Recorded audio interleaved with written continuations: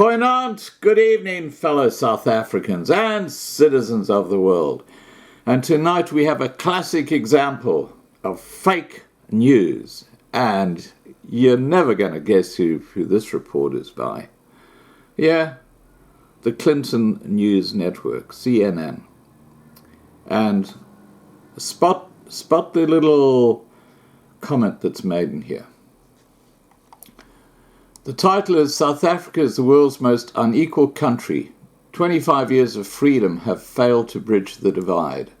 It goes on to say, more than 2 decades have passed since South Africa overhauled a racist regime designed to keep the country's black population under the thumb of an elite white minority. But while democracy has delivered freedom for all South Africans, not enough has changed for those living in the country's vast townships. In fact, despite 25 years of democracy, South Africa remains the most economically unequal country in the world, according to the World Bank. If anything, the Rainbow Nation is even more divided now than it was in 1994. And then they go and show an image, which I'll put on right now.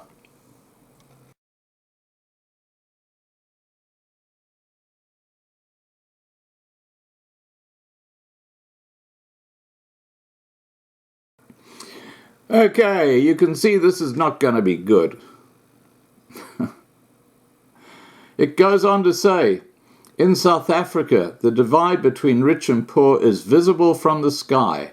On the left is Bloemfontein, in Johannesburg, a middle-class area with larger houses and pools. On the right is Kaya Sands informal settlement. In many ways, the legacy of apartheid endures.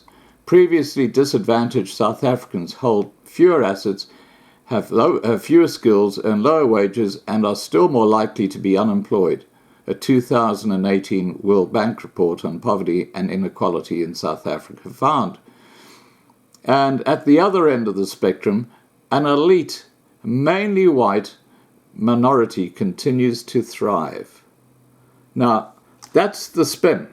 That's what CNN is presenting to the world, that you got this white minority in South Africa who are doing just fine, thank you. That's bullshit. That is complete and utter fake news. They don't ever mention BEE and the impact that's having on white people. Let's have a look at the impact that BEE is having. And we'll look at some white squatter camp photos, which, of course, CNN or fake news would never, ever cover.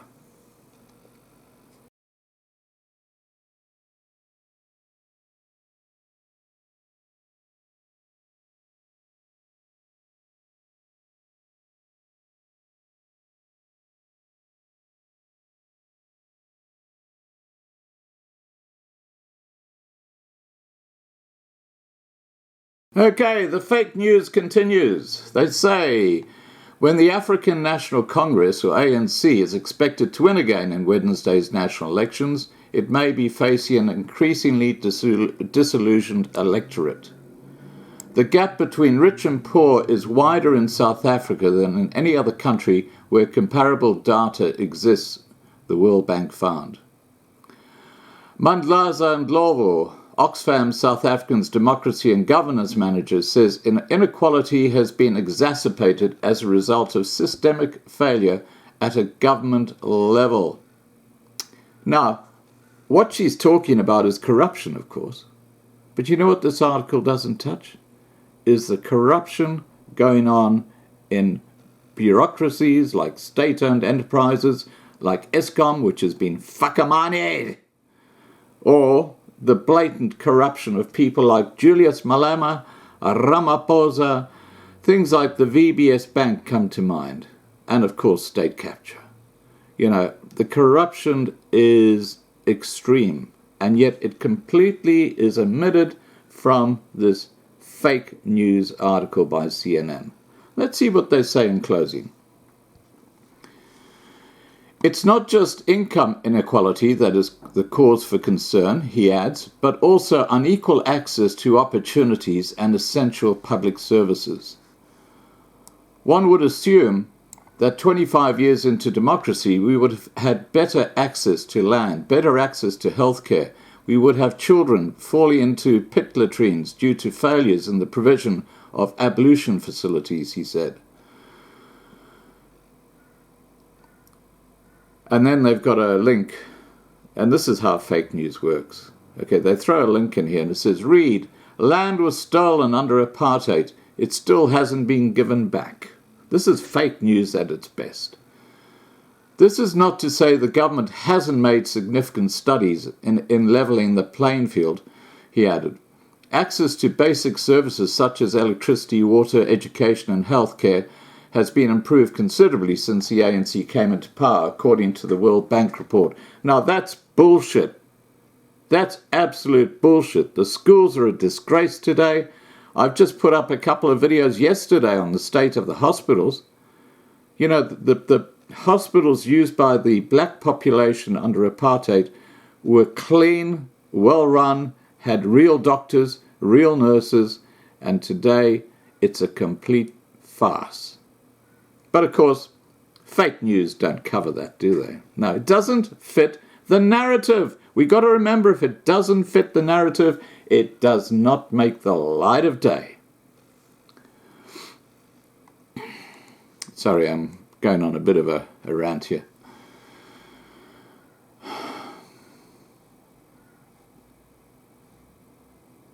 But a fraction of the population still enjoys the lion's share of the spoils, while the rest struggle to make ends meet. Yeah, you know who that fraction of the population is? It's not the white population, believe me. It's black politicians, the well-connected, family members, and the bureaucrats. But of course that is completely omitted from this fake news. South Africa's richest households are amongst almost 10 times wealthier than poor households, according to World Bank estimates. Ndlovu said, if you look at the number of people who sleep on an empty stomach, these numbers are quite shocking. Yeah, and that's about 25% of the white population in South Africa. About 1 million whites live in abject poverty today in South Africa. That's a wake-up call that fake news will never, ever cover. Poverty levels are highest among black population, followed by South Africa's coloured population, the accepted term for mixed-race people in the country. Now, this is complete bullshit. 25% of whites are living in abject poverty. I would suggest that's probably the highest percentage of any race group in South Africa. In South Africa, the white population makes up the majority of the elite, or top 5%, explained Murray Liebrand, economics professor at the University of Cape Town. And then there's a link to another article, isn't there? This is classic fake news. And the link says, read, South Africa's Saitlanders are prepping for a race war.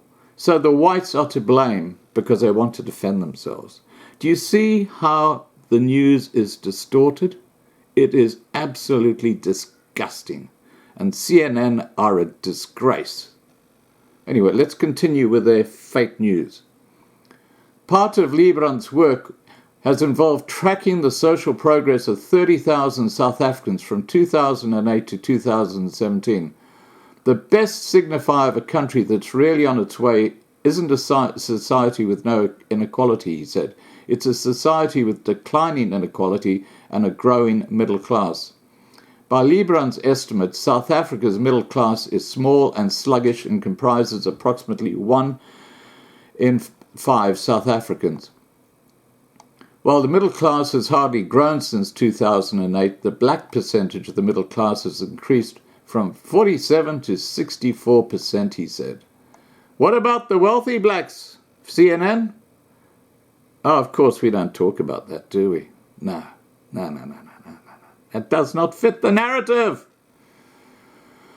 The picture that we pick up in our statistics is that we haven't been successful in breathing transformation throughout the country, and it's fractured the country. Now, what is actually happening is, instead of there being formed a middle class as people's incomes increase and they live better, it's actually going the other way. the middle class is collapsing into a big hole, and everybody is starting to live in poverty, except for a small number of people. Yes, there are exceptions. And the biggest growing area of wealth is the bureaucrats, the senior politicians, in fact, anyone in politics, really. The well-connected, they're doing very well, thank you. It's a complete charade. Anyway, fake news is still on the rampage. Levels of inequality in South Africa appear to be passed down from generation to generation. It's a very embedded phenomenon that doesn't change very quickly because it's a result of the way the whole society coheres, Lee Brunt said. The way forward, he suggested, starts with South Africa recognizing the situation as it is right now. The point is that this inequality and these livelihoods of people, that is their daily life. And so if you're going to try and flourish together, then we do need to try and understand that. Okay, that's their article. Now, there is absolutely no reference to crime. There's absolutely no reference to BEE. There's absolutely no reference to corruption. There's absolutely no reference to unemployment. You know, the whole article is fake news. It's a load of hogwash. But this is your typical mainstream media narrative. Now that I've got that rant out of the way, let's get on with the evening. And please remember to subscribe to be kept informed and ring the bell. You've got to ring the bell. Those two little black lines so that you get all my updates. Take care, guys. Bye for now.